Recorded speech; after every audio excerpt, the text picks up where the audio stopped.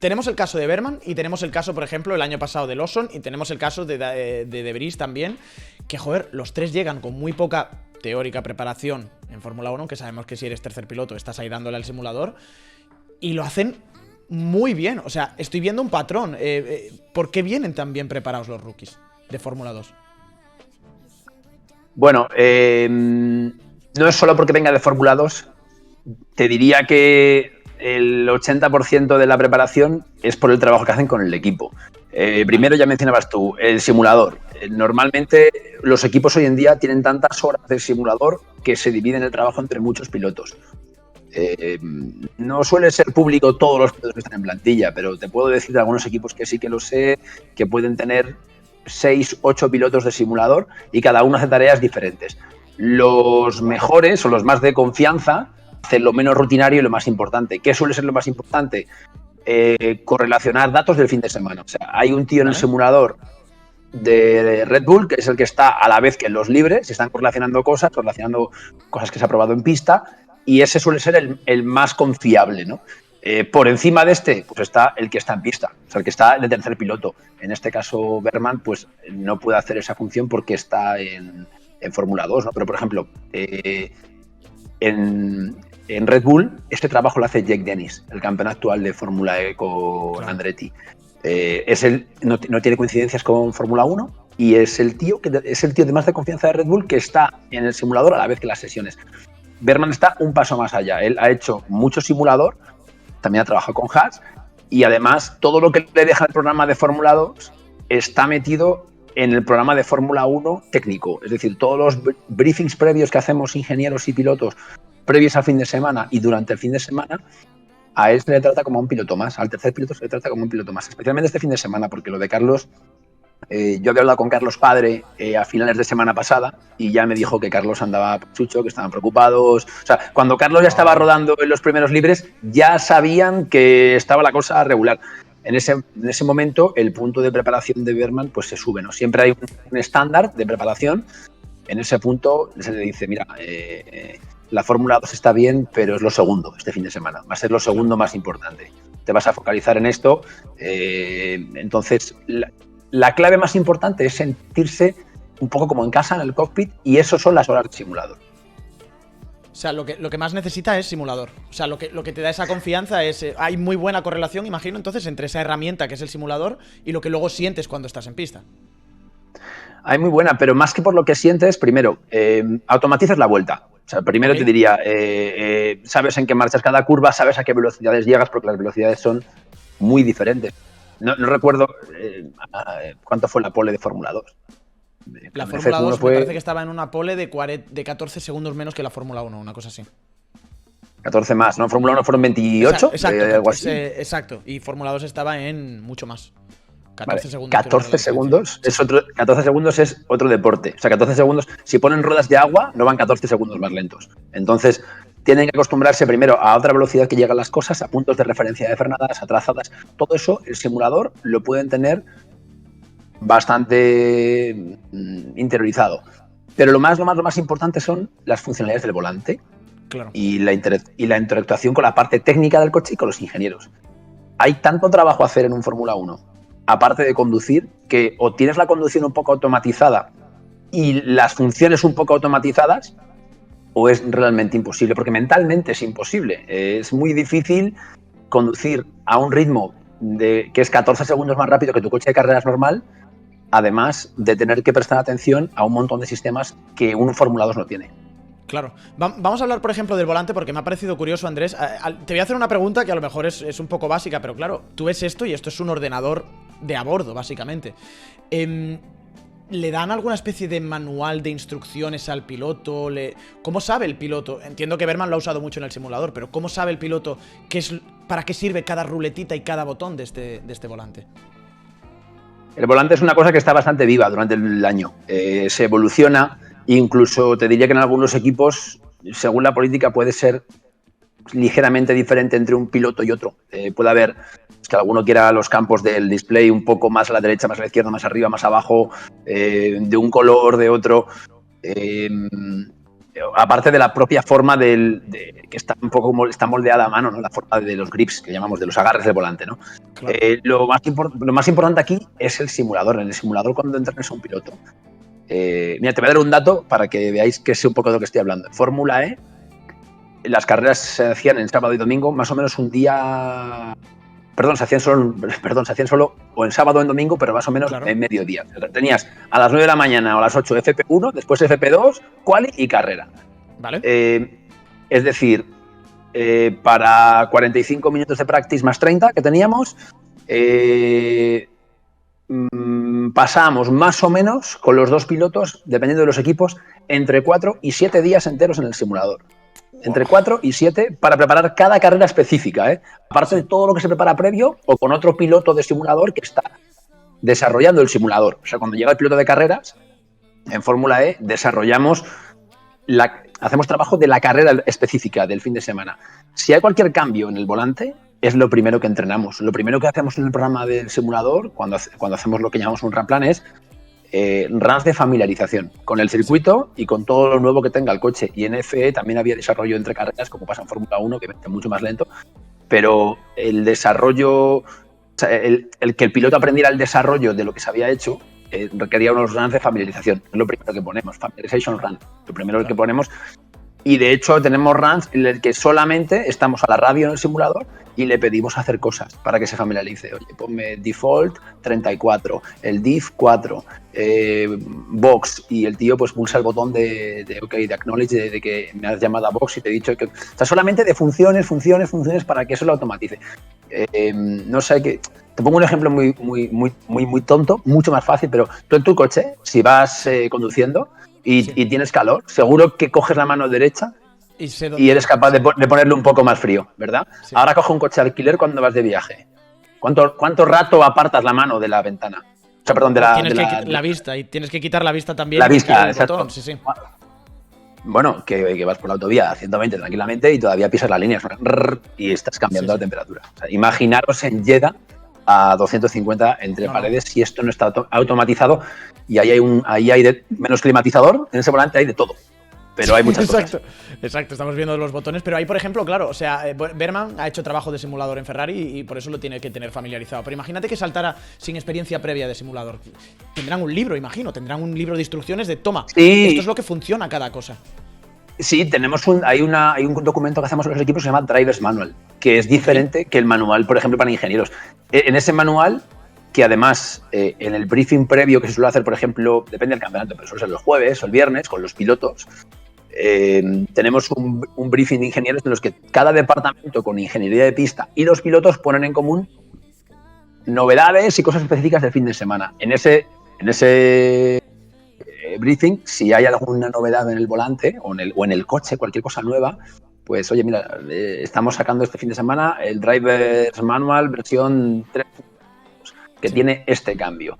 Y obviamente los pilotos tienen que estar familiarizados con el manual. No te digo que les pongamos un examen, pero tienen que estar familiarizados. Ahí, no solo por cosas de conducción, hay muchas cosas que son información del coche que nos mandan. Sabéis que hay telemetría en Fórmula 1, entonces nos mandan información del coche que no quieren que se vaya por la radio, por ejemplo, que no quiere decir por la radio, por ejemplo, el estado del neumático. Sí. Para ponerlo en amarillo o en tal, ¿no? ¿Qué neumático quieres? Si lo ponen en el dial amarillo o alguna cosa así.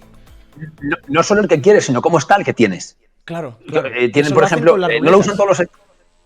Claro, entonces tienen un número del 1 al 12, por ejemplo. No, cada equipo es diferente, porque esto es totalmente personalizado y siempre se arrastra el diseño del año anterior. Cada piloto, pues cuando llega de otro equipo, siempre viene con novedades o con ideas. Oye, pues mira, traía esto de este equipo que me gustaba mucho. Pero, por ejemplo, el estado del neumático jamás te lo van a decir en la radio.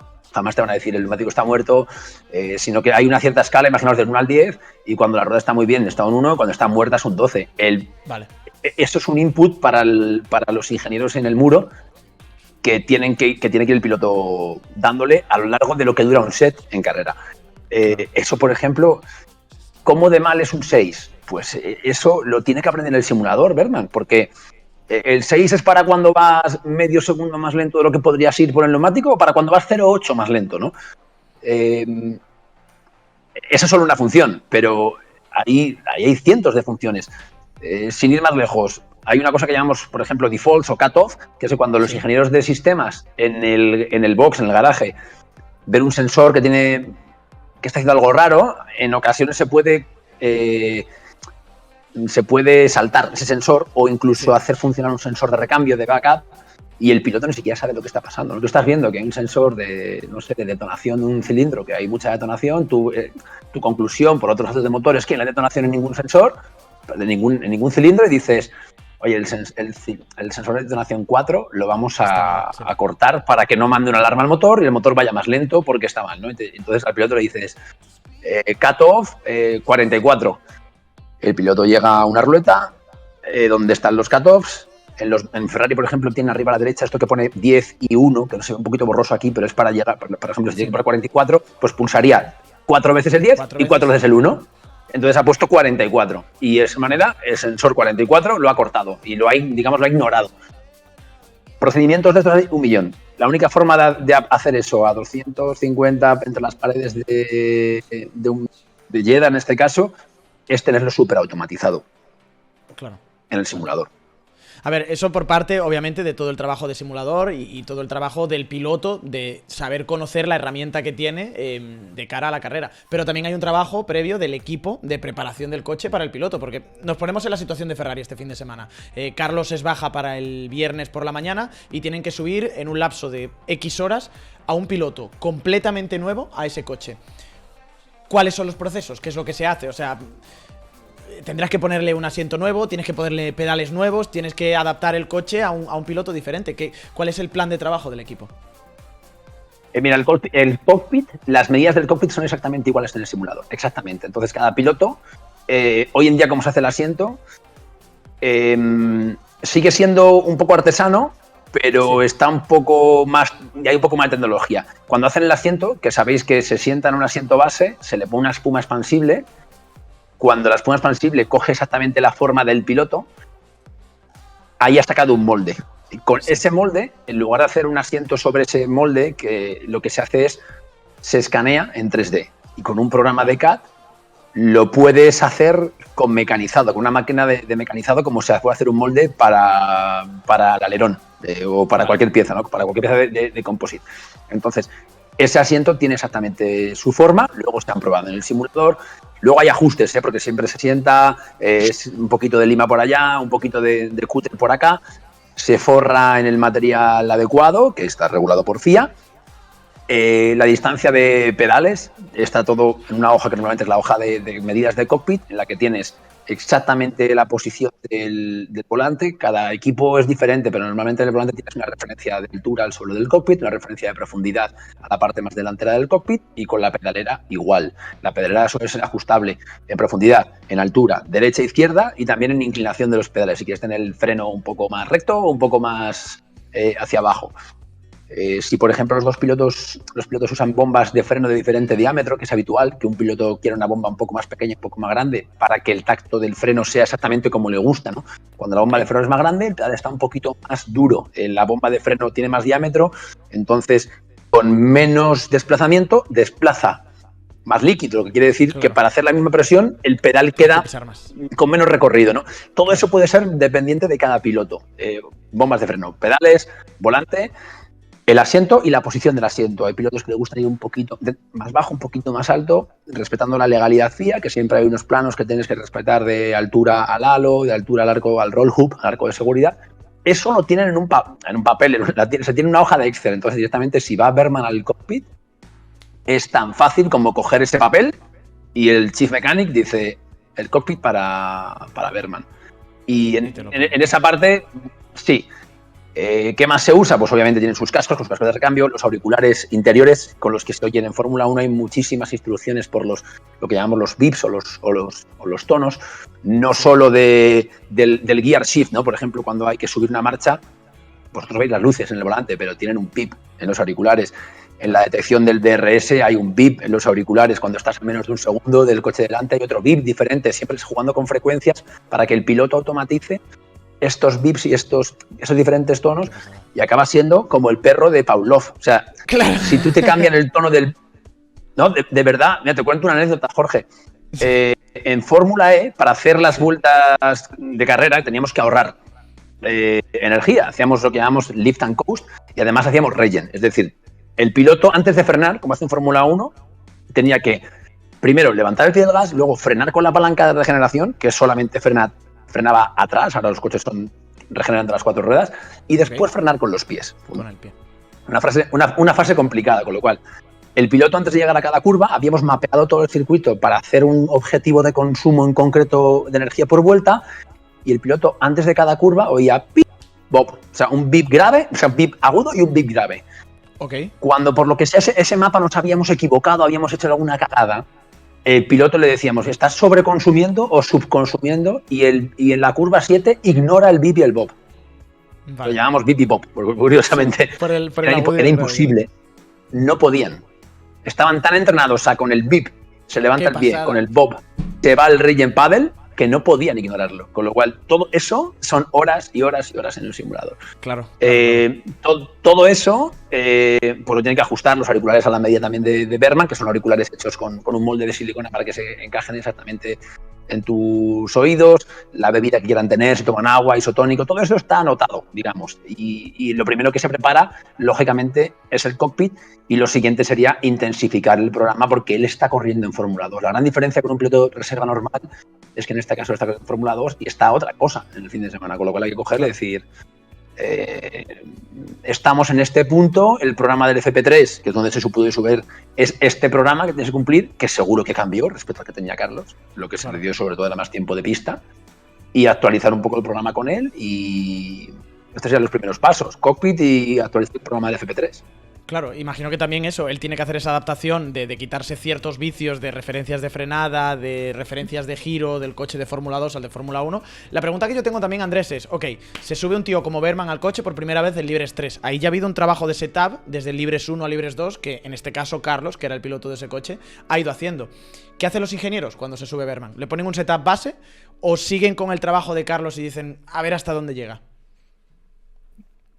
Buena pregunta, eso es muy subjetivo, porque vale. Hay pilotos que llevan un setup más estándar, es decir, que si se sube otro piloto va a poner más o menos lo mismo, y pilotos que son más especialitos. Es decir, por ejemplo, pilotos que necesitan un coche más understeer o con más oversteer que otros, ¿no?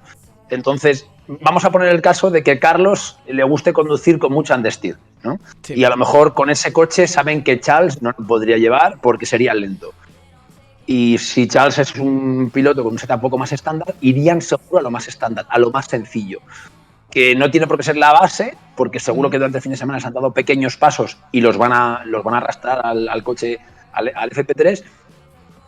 Pero es fácil que si, por ejemplo, o al revés, si el coche está un poquito oversteer, pero saben que Carlos convive muy bien con el oversteer, pues que digan, mira, vamos a salir con el coche 1 milímetro más bajo detrás o con un punto menos de ala delantera, sobre todo que lo faciliten, porque lo primero que tiene que hacer es el piloto en FP3 sacarla todas las vueltas que pueda con confianza. Si tarda 10 o 12 vueltas en construir confianza porque el coche es un poquito cabrón, entonces es como perder 10 vueltas. Y vas a buscar siempre el construir confianza lo más rápido posible con un coche que a lo mejor no sería el más rápido, pero sería el coche más fácil para aprender, por decirlo así fácil. Claro, ahí eso es lo que te quería preguntar también. O sea, hay muchas veces que a lo mejor le piden al piloto hacer un compromiso. Le dicen, oye, como en Mercedes, por ejemplo, que decía Hamilton, no, la trasera va muy suelta y aún así vas a salir sin ala porque necesitamos correr en recta. Imagino que en este caso particular de Berman, aunque digas, no, el Ferrari necesita ir con cierta ala o con cierta dureza de suspensión para que el coche sea rápido, te lo vamos a hacer a tu gusto, porque si tú no... Leclerc sabrá manejarlo, tú quizá no. Eso está claro, o sea, seguro que no le van a pedir tienes que conducir este coche y punto. Claro. No en unos libres. Si tienen toda... O sea, eso se puede probar. Si tienes 3 secciones de libres, empiezas con el coche fácil y después te dices, vale, ahora hay que conducirlo así. Y puede que el coche sea potencialmente 2 décimas más rápido y que él vaya 2 décimas más lento. Entonces tienes tiempo de probarlo. Pero es que hacer FP y luego meterte a quali, meterte... no, o sea, vas a asegurar el tiro Te diría más, no quieres un coche que sea lo que llamamos snappy, o sea, como muy repentino en las reacciones en un circuito como Jeddah, porque sabes que a la que te equivoques medio metro, a la que el coche se mueva medio metro, no acabas la carrera. O sea, vas a tocar un muro y, bueno, o lo puedes tocar y que, como le pasó a Fernando, y no pase nada, pero es muy fácil que el coche lo pongas en el muro, en un circuito así. No es que vayas a hacer un track limits. Entonces, especialmente en un caso así, pones el coche fácil, aunque no sea el coche óptimo, que tú sabes que es el más rápido.